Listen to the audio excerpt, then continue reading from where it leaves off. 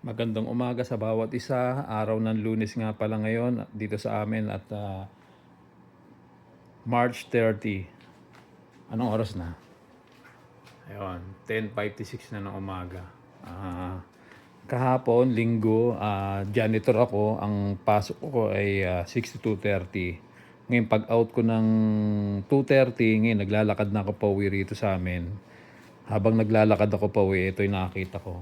Napulot ko doon sa may kahabaan ng Stanley Street. So habang naglalakad ako, ito nakita ko, ang dumi-dumi niya, sobrang dumi niya. So nung nakita ko siya, hindi na ako nagdalawang isip. Kasi gamit na siya o bugbog na siya, pero kahit pa paano may buhay pa naman, may natitira pa siyang buhay para dito. Kumbaga, pwede pa siya magamit ng mga ilang buwan. Tsaka size 10 eh. Oh, ayan oh.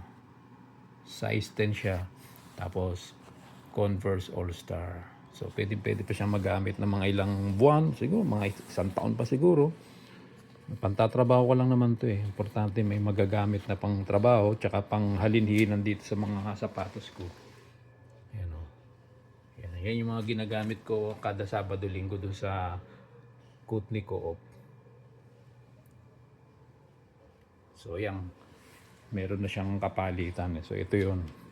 Kalalaba ko lang siya kahapon ng gabi bago ako matulog.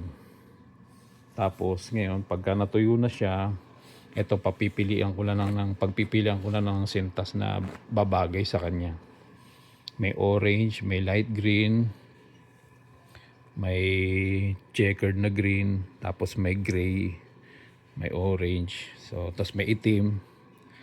Bahala na kung anong maganda.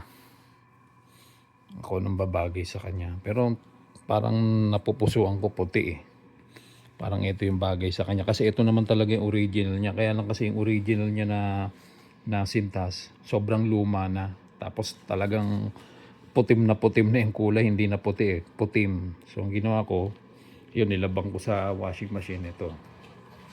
Sana pumuti. Sana gumanda pa rin. Bumalik pa rin yung dati niyang kulay. Pero sana nga gumanda eh. Siguro mamaya pag hindi pa rin nakuha, bababaran ko ng Sunrox para pumuti, para yun pa rin ang isusuot ko o ilalagay ko yung original niya na sintas.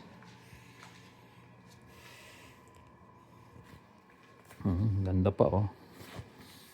Converse All-Star na size 10.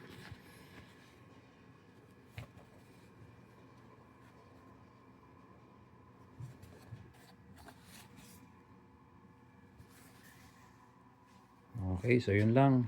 Maraming salamat sa Panginoon sa palagi ako nakakuha ng sapatos. Gamit na siya pero pwede pa naman. Okay, thank you. Salamat sa pagsubaybay. God bless sa lahat. Bye.